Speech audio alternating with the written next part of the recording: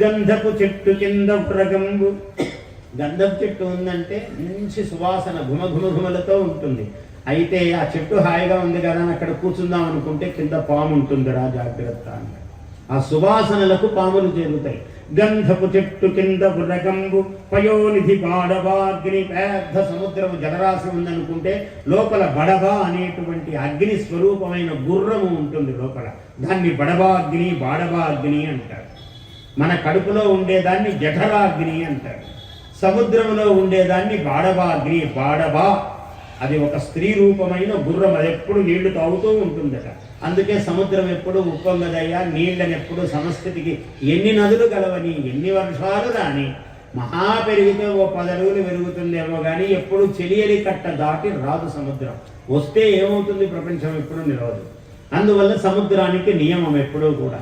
కాబట్టి పయోనిధి బాడవాగ్ని మాకంద ఫలంబు క్రిందనొక కందురు దుంప అన్నాడు.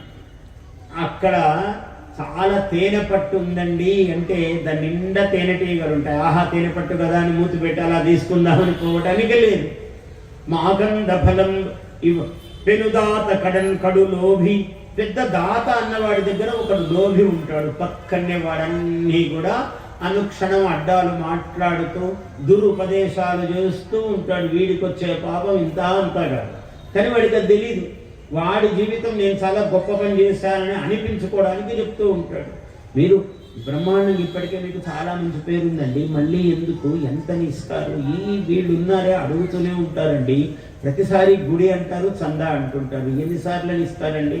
ఆ సోమేశ్వరాలయం బ్రహ్మాండంగా కట్టారు, చూడండి అసలు ఎంత బాగా కట్టారు. ఎన్నిసార్లు మీరు చందాలు ఇస్తారంటే పాపం రామారావు కష్టము ఆయనకు అందరికీ ఇబ్బంది. ఆ ముగ్గురికి వాళ్ళు కింద మీద పడి ఇంకో 30 మందిని కలుపుకొని ఏదో దేవాలయం అభివృద్ధి చేయాలని తపనలు పడుతూ ఉంటారు. కానీ ఇచ్చేవాళ్ళు కొందరే ఉంటారు సమాజంలో ఎప్పుడూ కూడా. పోయిన సంవత్సరము అంతకుముందు సంవత్సరము ఈయనే అంటే ఇచ్చేవాడు దాత వాడే. కొత్త దాతలు రారు. ఎందుకంటే ఎవడి పనిలో వాడు బిజీగా ఉంటాడు. దానం చేయటం అనే ఒక పని అని ఎవడు అనుకోడు ఈ లోకంలో. కానీ వాడు అందుకే చాలా పెద్ద లోభిని గొప్ప దాత అన్నాడు ఒక ఆయన. వాడు పరమలోభి కదా అండి, దాతని అట్లా అంటారన్నాడు. అదే దాతది ఏముందండి, పాపం ఆయన చేత్తో ముట్టుకొని చెక్కన్న రాయడానికి సంతకం పెట్టాడు. లేదు డబ్బులు ఇస్తే ముట్టుకోవాలి, బంగారం ఇస్తే ముట్టుకోవాలి. కానీ ఈ మహానుభావుడు ఎట్లాంటి వాడంటే ముట్టుకోకుండానే మొత్తం ఇచ్చిపోయాడండి. అందువల్ల ఈయన పెద్ద దాత అన్నాడు. వాడు పరమ లోభి అయిన వాడు పోతే ఏమవుతుందంటే మొత్తం ఎవరికైనా అర్పణం చేసి పోవటమే అవుతుంది. అందువల్ల ఈయన పెద్ద దాత అని చమత్కారం చేశారు. అలా లోభితనం ఉండకూడదు. అటువంటి వాడు బలిచక్రవర్తి కాబట్టి 3 అడుగులు అనగానే మొత్తం భూమండలం అంతా ఒక పాదం పెట్టాడు. రెండవది ద్యుమండలం అంతా ఒక పాదంతో కొలిచాడు. 2 పాదాలు అయిపోయాయి, 3వ పాదమునకి ఎక్కడ స్థానం అన్నాడు. మాట తప్పడు కదా, ఎక్కడ మిగిలి లేదు, భూమంతా అయిపోయింది, నా తల మీద పెట్టండి అన్నాడు. పెట్టి పాతాళానికి తొక్కాడు.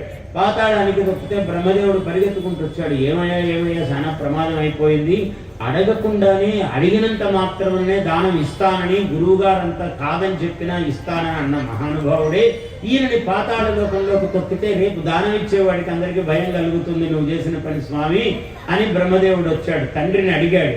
అడిగితే నా లీల నీకు అర్థం కాలేదు బ్రహ్మదేవా, ఇతనికి రాబోయేటువంటి మన్వంతరములో దేవేంద్ర పదవిని ఇస్తున్నాను నేను. సర్వైశ్వర్య పూర్ణము. ఇంద్ర అంటేనే ఐశ్వర్యం. వాడి ఇంద్రుడి వైభవం అండి అంటారు లోకంలో. ఇంద్ర ఇద్ పరమైశ్వర్యే అనే ధాతువు సంస్కృతంలో. అటువంటి ఇంద్ర పదవిని ఇవ్వబోతున్నాను. ముందు ఉన్నవన్నీ తీసేసుకుంటాను, మళ్ళీ కొత్త ఇస్తానయ్యా. నా పద్ధతి అది, నా శైలి ఇది, అందువల్ల నేను తీసుకున్నాను అన్నాడు. ఇంత గొప్ప అర్థం ఉందని తెలియలేదు స్వామి అన్నాడు. Please subscribe to our YouTube channel. Like and share this video.